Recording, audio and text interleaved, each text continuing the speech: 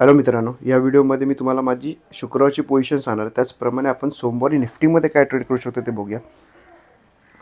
तर सुरुवातीला मी तुम्हाला आधी माझी पोझिशन दाखवतो. मी ऑलरेडी शॉर्ट्स अपलोड केलेला, पण तरी पण ज्यांनी बघितला नसेल त्यांच्यासाठी सांगतो. मी शुक्रवारी ऑप्शन बाईंग केलेला 2 लॉटमध्ये आणि मी पुट बाय केलेला. सो मी 23,450चा पुट बाय केला, ज्याच्यामध्ये मी 170ला एंट्री घेतली आणि 217ला स्क्वेअर ऑफसुद्धा केली. ओके, तर त्यामध्ये मला टोटल 6,985 म्हणजे राऊंड नंबर आम्हाला 7च्या आसपासचा प्रॉफिट झाला.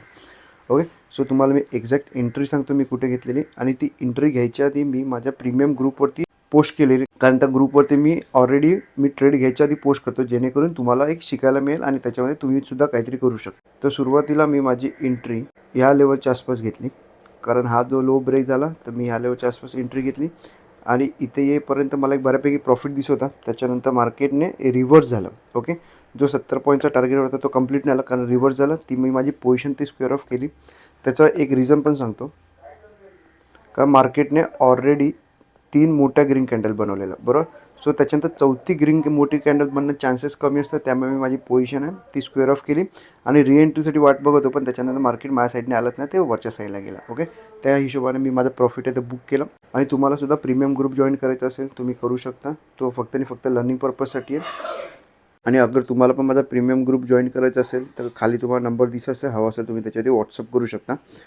ओके, त्यामध्ये मी तुम्हाला माझी ऑप्शन बाईंगची आणि ऑप्शन सेलिंगची दोघांची मी पोझिशन सांगतो. ट्रेड घ्यायच्या आधी पोझिशन मी त्याच्यावर पोस्ट करतो आणि ते फक्त आणि फक्त लर्निंग पर्पजसाठी असेल. अगर तुम्हाला हवं असेल तर ते तुम्ही जॉईनसुद्धा करू शकता. आणि त्याचप्रमाणे मी माझ्या अगर तुम्हाला तो खाली जो नंबर दिसतोय त्या नंबरवरती मी माझे ट्रेड केव्हा काय सांगतो ते तुम्हाला सांगतो. डाऊन साईडची एंट्री असेल तर तेव्हा मी पुट बाय करतो.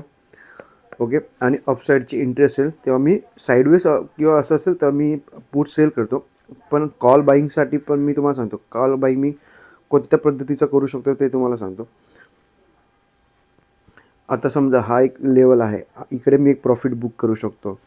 हा ट्रेड मी ऑप्शन बाईंगमध्ये करू शकतो. इवन हा एक मी करू शकतो. मार्केट हे बऱ्यापैकी इथे साईडवेज गेला, त्याच्यानंतर एक मोठी मुवमेंटम झालं. इथे पण तुम्ही बघत असाल, इथे साईडवेज गेला आणि त्याच्यानंतर मुवमेंटम केलं. इकडे 2 लॉटवरती 8 ते 9,000 रुपये प्रॉफिट हा इझिली येऊ शकतो आता ऑप्शन बाईंगमध्ये, कारण आता मार्केटची लॉट साईज झाली आहे 75. सो या मुवमेंटममध्ये 8 ते 9,000चा प्रॉफिट हे इझिली येऊ शकतं. ओके, अगर तुम्हाला डाऊट असेल तर तुम्ही स्टॉक मॉकवरती बॅक टेस्टसुद्धा करू शकता. ओके, सो फक्त मार्केट ऑप्शन बाईंगसाठी मला थोडं साईडवेज असणं गरजेचं आहे. त्याच्यानंतर लेवल ब्रेक होत असेल तर मी माझी एंट्री घेऊ शकतो. ओके, आता इकडे पण अगर तुम्ही बघत असाल, इकडे साईडवेज गेलं पण मार्केट ह्या लेवलच्या वरती ओपनच नाही. अगर ह्या लेवलच्या वरती ओपन झालं असतं आणि पहिली 5-10 मिनिटाची कॅन्डल ग्रीन केली असती तर कदाचित इकडे पण माझी एंट्री आली असती, कारण मार्केट हे कम्प्लिटली साईडवेज गेलं, बरोबर.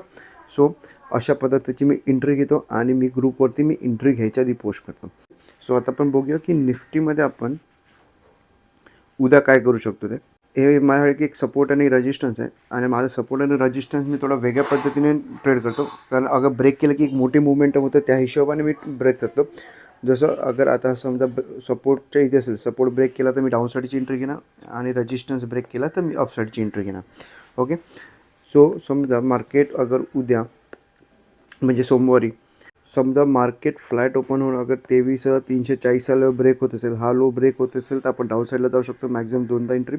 1:2चा टार्गेट कंप्लीट झाला आपला. SLला सरळ कॉस्ट टू कॉस्ट करा आणि टार्गेट हा कमीत कमी 1:4पर्यंत ठेवा, आणि किंवा हळूहळू तुम्ही ट्रेलिंगसुद्धा करू शकता. ओके, आणि ह्या लेवलच्या खाली 23,240च्या लेवलच्या खाली समजा इथे कुठेतरी गॅप डाऊन ओपन होतं आहे, पहिली 5 मिनिटाची रेट किंवा ग्रीन कॅन्डल बघा, त्याचा लो ब्रेक होत असेल तर आपण डाऊन साईडला सुद्धा जाऊ शकतो.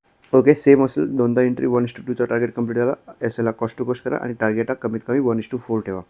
आणि अपसाईडला जाण्यासाठी मार्केट आहे ना थोडी मोठी मुवमेंटम करावी लागेल, कारण लगेच उद्याच्या उद्या अपसाईडची एंट्री मिळण्याचे चान्सेस कमी आहे. पण अगर समजा मार्केट एक गॅप ओपन होतं आहे, जोपर्यंत 23,950 आणि 23,340 हा लेवल ब्रेक होत नसेल तोपर्यंत एंट्री घेऊ नका, कारण ते मार्केट हे साईडवेज असेल आणि ऑप्शन बाईंगमध्ये लॉस व्हायचे चान्सेस जास्त असतील.